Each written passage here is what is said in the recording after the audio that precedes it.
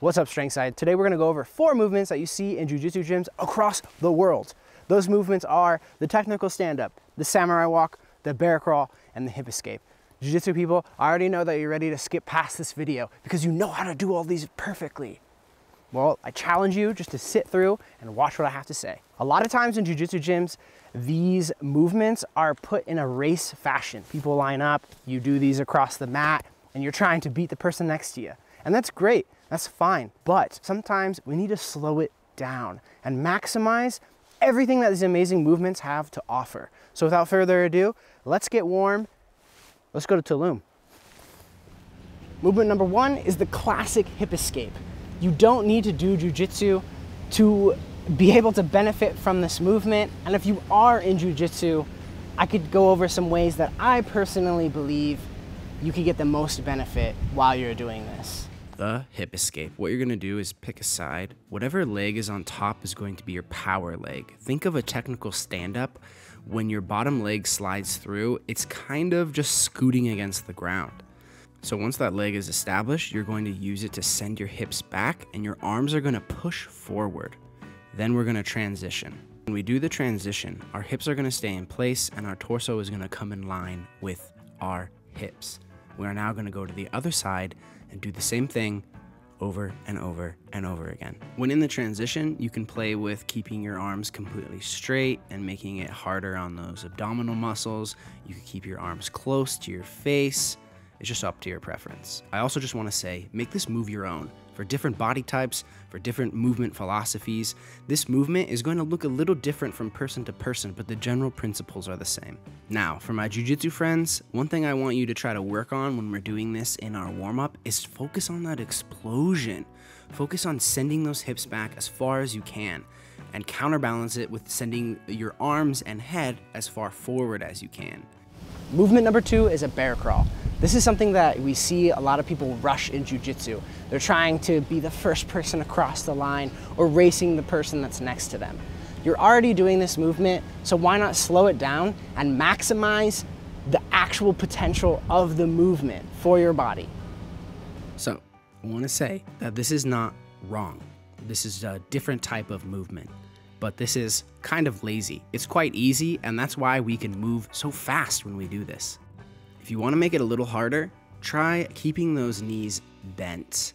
And I get it, sometimes in Jiu-Jitsu, we still need to move fast. So technically, this is not a perfect bear crawl that I'm doing. But what I'm focusing on is pushing my arms away from my body, almost like a scat push-up. I'm keeping my core engaged and I'm moving opposite hand to foot. So if my left hand is going forward, my right leg is coming up. So Jiu-Jitsu friends, next time you're doing your warm-up, try this. Try to keep those knees low to the ground, way lower than I'm keeping them right now. If you guys want to know a little bit more about the bear crawl, Josh did a pretty good video and you could probably find it in the corner. Now that I have you back in the cold, I just want to give a big thank you to Posada Margarita and Tulum Jiu-Jitsu.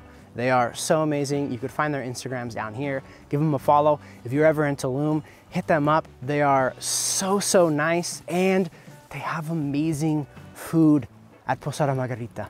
Now, let's get back to Jiu-Jitsu in the warm. The third movement that I see a lot of people rushing in is the samurai walk or the duck walk. This is an extremely complicated movement when we're doing it slow, and there's so much potential to do a lot of work in our hips. So again, why rush through it when we could take our time, do it slow? We're already here doing it.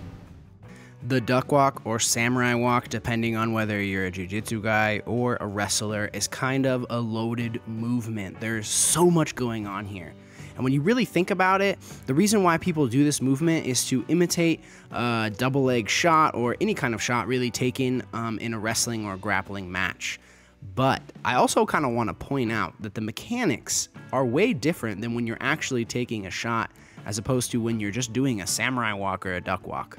But let's break this movement down and go over it. First step is to literally take a step.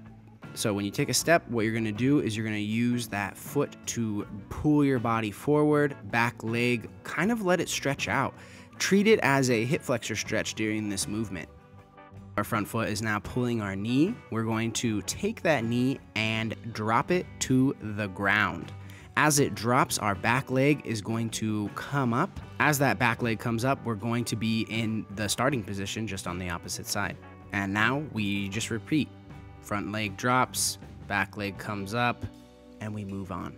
You could put your hands up and pretend like you're grabbing a leg in front of you like I do. I pull it in. You can do whatever you want with your hands. You could put them above your head, whatever. So the one reason why I say treat this as a stretch and a warm-up is because this is not a real shot. If you look at the greats who shoot double legs all the time, like Jordan Burroughs, he's actually using his back leg as his power leg. So use this movement as a stretch and a warm-up. The fourth most rush movement that I usually see is the technical stand-up, and you guessed it, it's important, and there's a lot to gain from this incredibly complicated movement. So let's go over it. Weird little gripe from me when I see people doing the technical stand-up and they take 4 steps after they slap the ground. I don't know why, but it makes me mad. So if you do that or you don't stand up all the way, that is the lazy version. The version that you're watching right now is the lazy version. Not wrong, just lazy. Let's break it down. So for the technical stand-up, you're gonna start standing and you're just gonna fall to your back. Depending on your skill level and how comfortable you feel with falling, you can fall straight on your back or kind of do what I did and roll on your butt. When you fall, you're gonna slap the mat and stand up. Stand all the way up. Don't do this little half squat that I see a lot of people doing. Stand all the way up and fall again. So for the technical stand-up part, you're gonna pick a side and post on that arm. Whatever side you pick, the opposite leg is what's going to be bringing you up. So you're going to step with that leg, apply pressure, allow the bottom leg to drift on through, and then just stand up.